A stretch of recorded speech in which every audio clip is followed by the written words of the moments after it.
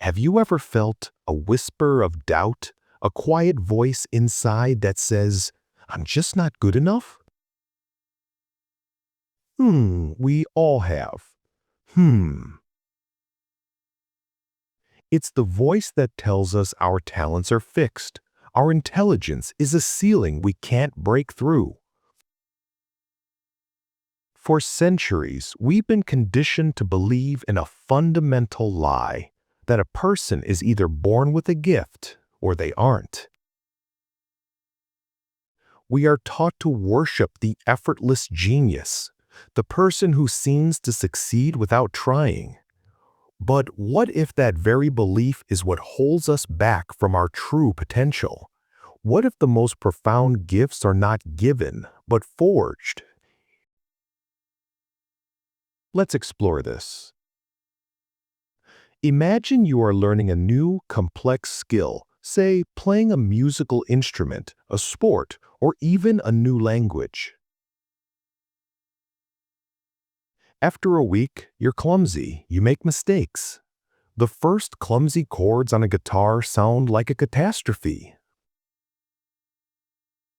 What's your gut reaction? Does that inner voice whisper, "This is too hard. I'm not a natural at this. I'll never be good"? Or does it see this struggle as the very act of growth, as the necessary beginning of the journey?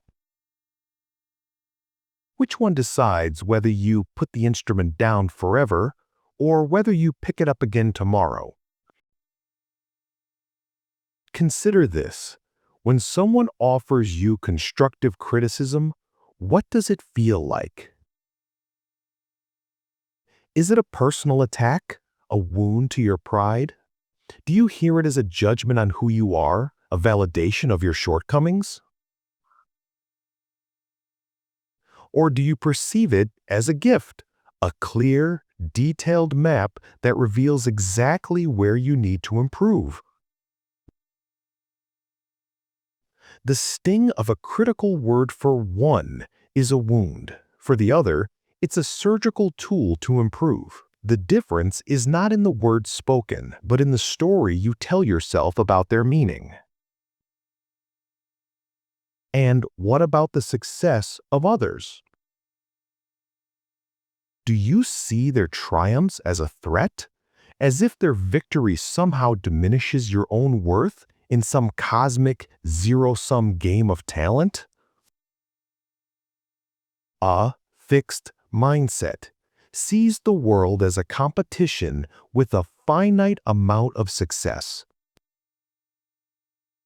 Or do you see their success as a source of inspiration? A beacon showing you what's possible, a new path you could explore for yourself. A growth mindset celebrates others' success because it expands the collective map of human potential. It turns competition into collaboration and envy into inspiration.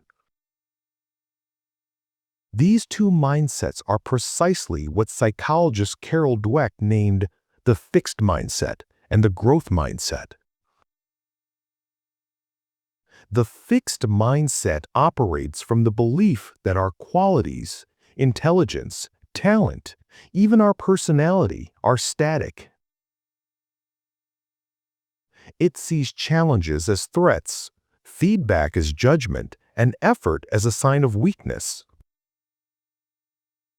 This mindset often leads to a life of caution, where you avoid challenges to protect your ego and to never be found out as being less than perfect. The growth mindset, in stark contrast, understands that our abilities are simply a starting point. It sees challenges as fuel, feedback as information, and effort as the key to mastery. Dweck's research, particularly with children, showed that praising the effort rather than the innate talent led to a completely different approach to life. Children praised for their effort took on harder problems, and showed more persistence.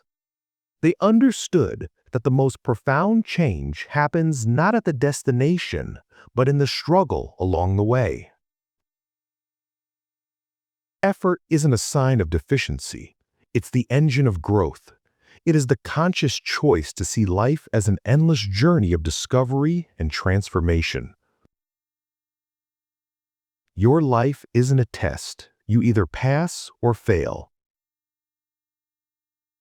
It's a series of opportunities to become more than you were yesterday.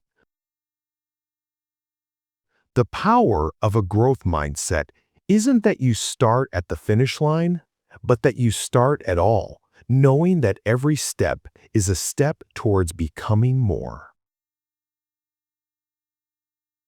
This is not merely a tool for career success. It is a philosophy for living, a conscious choice to see challenges as invitations to grow and to find a deeper sense of meaning in the process of becoming. The real question isn't whether you are good enough, it's whether you are willing to grow. This is a shared journey of reflection, growth, and practical application. We're all on this path. Think about your own journey. What's a personal challenge you're facing right now, and how might you approach it with a growth mindset? Share your thoughts and experiences in the comments below, and let's explore this together as a community of philosophers in practice. Until then, keep questioning, keep growing.